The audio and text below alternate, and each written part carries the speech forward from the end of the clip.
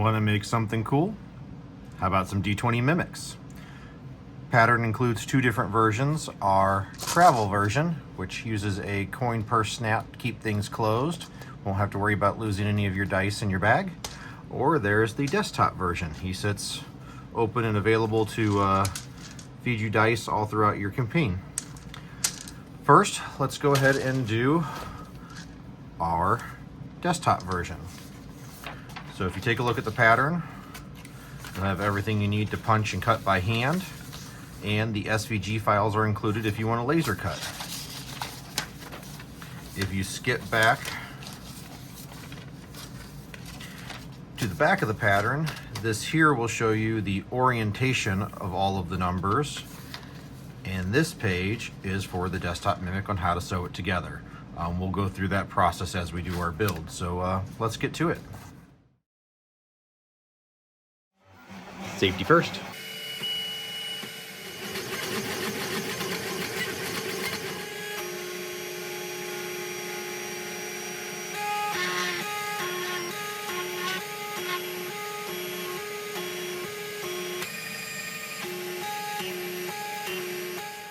All right, so we pulled these off the laser. First thing I did is went to the sink and really washed them off and scrubbed them well. Whenever your item comes off a laser, it's going to have a lot of char on it, and you want to get that off before you start putting on your dyes, paints, anything like that. Paint will end up flaking off because the char comes off. It's not actually, attached to the leather anymore.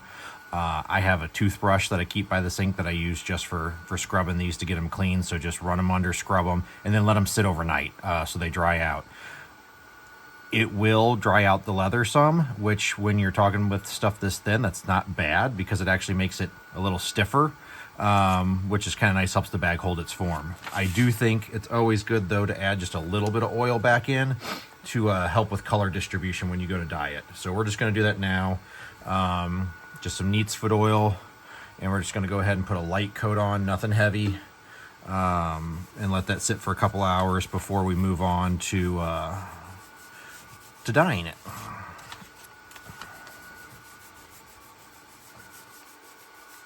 And again, this is just putting a little bit of oil back in the leather, replace some of that we took out between the lasering it and washing and scrubbing, and hopefully will help even the color out some when we get to that point.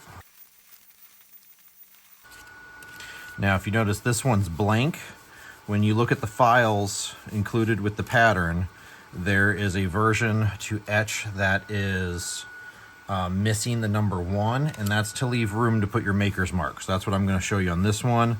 On the other version, the travel version that uses the clasp, we'll have that number 1 burned in just to kind of show you the two differences.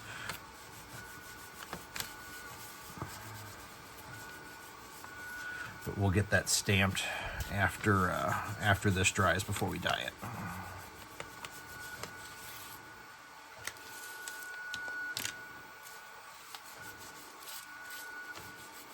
If you can hear my laser running in the background, it is currently cutting the pattern for the travel version. So that will be a separate video. I'll actually do these two separate for how to put them together because they do go together pretty different. On my other D20 bag, where it's just the big and the small, it's the exact same process, just different sizes. However, these two are slightly different between the clasp being put in and the teeth being open. The place where the entries are a little different, so the order you put them together is a little different. So I figured I'd just do two separate ones here.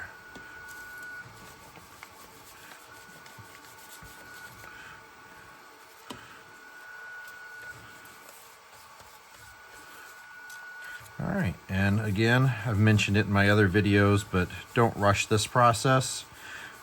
Make sure you let these dry before you move on.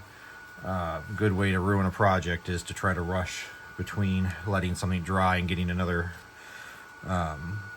step put on it. So we're just going to let that sit for a couple hours, make sure it's good and dry before we move on to dyeing, and I'll pick back up with you at that point. All right, so before we dig in too far, I want to get my maker's mark put on this piece, and then we can see by getting it dyed.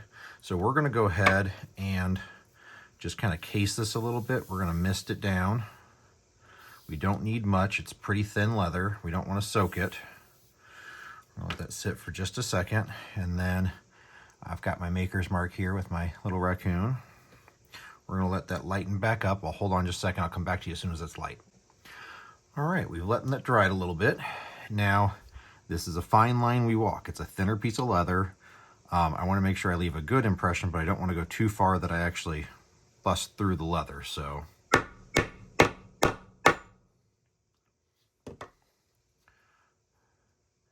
we've got our mark. All right, now let's go ahead and get that dyed along with everything else.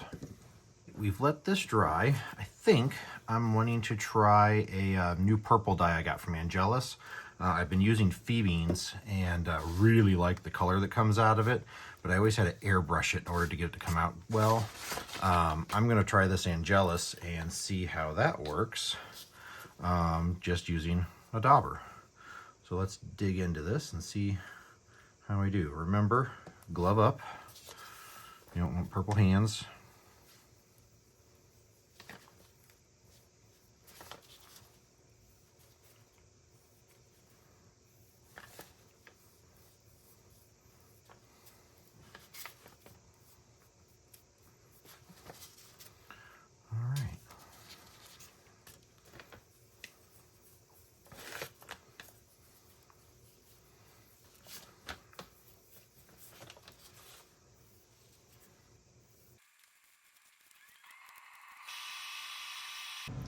Now the pieces with the teeth, there are a couple things you can do.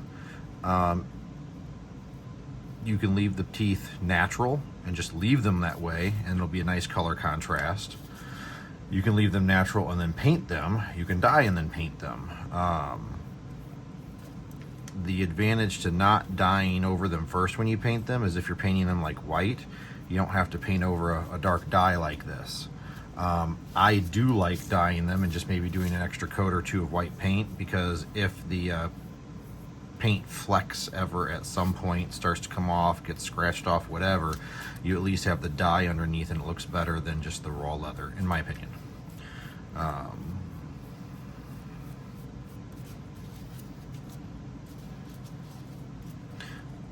the way, this is the Angelus leather, purple leather dye that we're using. And because we're using a darker color, I think once we're done with the dyeing and we'll get a top seal coat on there, I will probably come back through and paint those numbers in to make them pop. If we had gone with a lighter color, you could have just left them laser etched. I mean, you still could just leave them laser etched, but I think being darker, it'll look nice if we put like a silver or a pewter on there and really get them to pop out.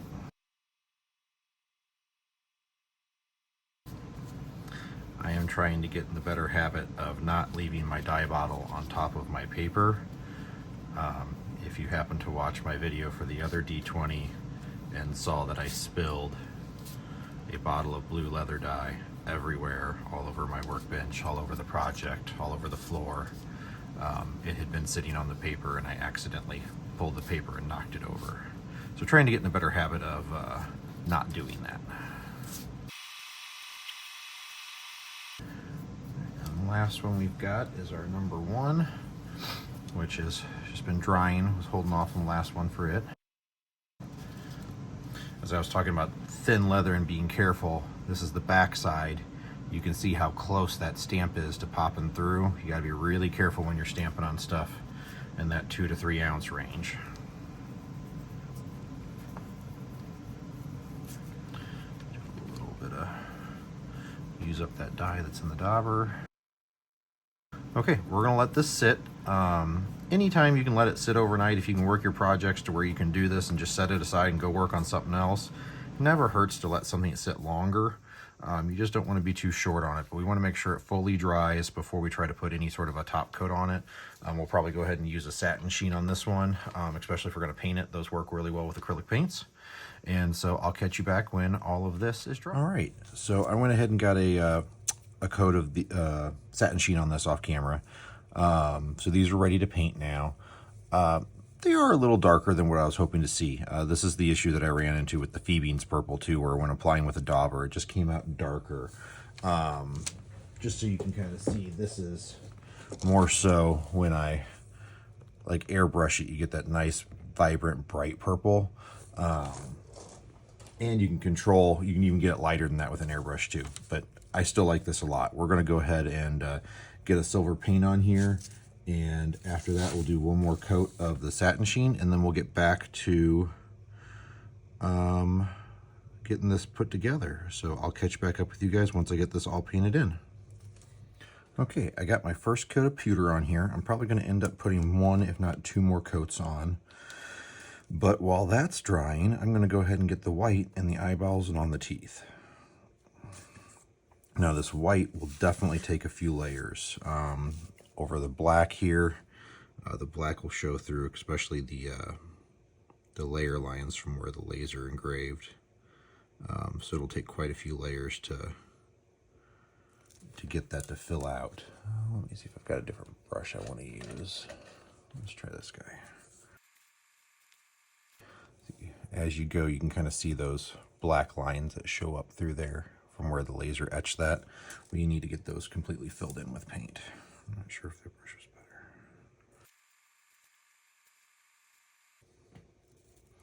On one of my next layers of pewter, I'll probably come back and hit that pupil of this eye as well with the pewter. Make it stand out a little bit more.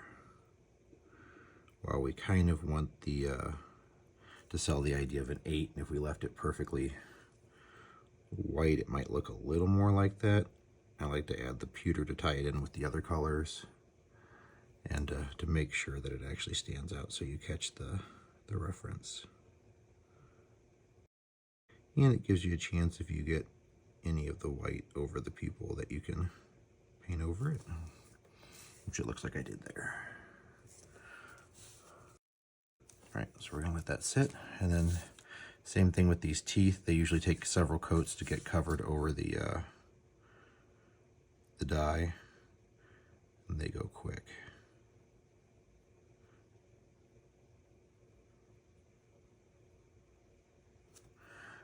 And so I'm gonna go ahead and continue this on, get a couple of these coats on, and we'll get back when we're all finished. Okay, I got the last coat of satin sheen on after everything was painted, which brings us to these two pages. They're going to show us the orientation for all of our numbers. So the one on the right here will show you each number in order and what goes around it in case you need to double check. This one shows you what I think is the best order to sew them together in, which is what we're going to do. So I've already got these laid out, and I'm going to go ahead and do most of the sewing off camera so you don't have to watch me do that. If you have any questions about how to do a box stitch, check out my other D20 video. I go through how to do the box stitch in that, and we'll get going. But I'm going to go ahead and put these together, and then I'll come back and show you how to put them all together.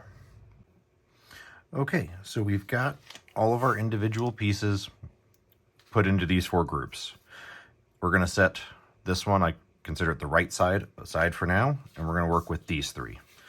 So we're going to start right here, and we're going to get 10 and 8 into the 2 and 12, and then that's where 5 is going to come in here, and then 1 down to here. So that's going to be 1 long stitch all the way around. So that's what we're going to go ahead and do next.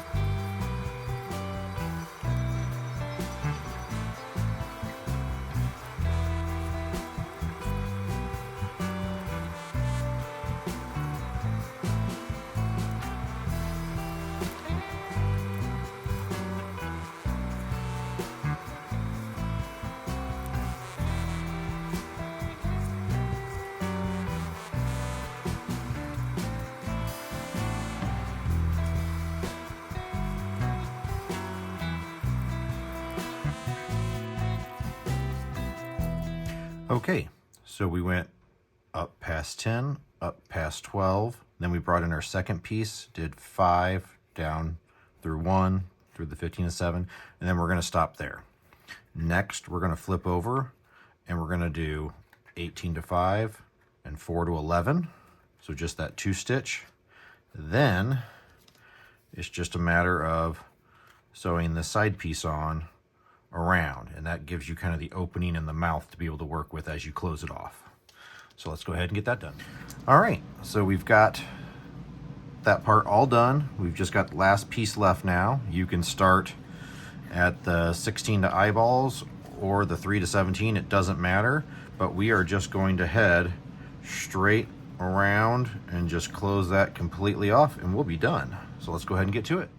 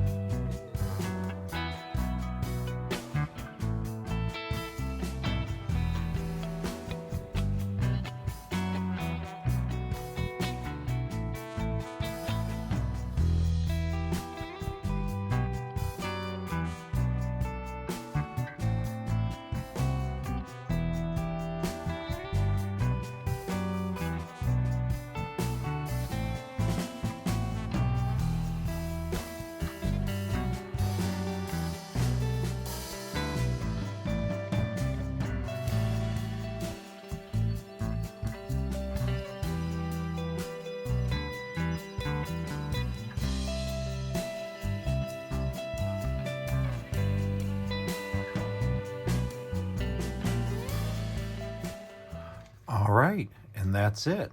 So we have our Desktop Mimic, and the reason I call them a Desktop Mimic is the mouth doesn't actually seal in any way. So if you were to toss this in a bag for transport, everything's going to easily spill out of it. Now this guy here can hold, this is 6 sets of dice, and you still got some room for spare after those 6 sets are in, but we are done. He's incredibly cute and loves to eat and puke dice. Hope you have fun. If you make one, send me a picture. I'd love to post it and show everybody else. These guys can be super cute with all the different color combinations and ways to put them together. So I hope you enjoyed the project. I hope you think it's cool. And on to the next one. There will be another video for my other Mimic, which is the travel one. So these actually completely fill up, and they have a spring from like a coin purse.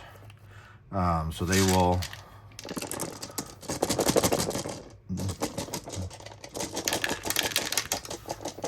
So look for that video coming soon. That pattern is in the same bundle as this guy.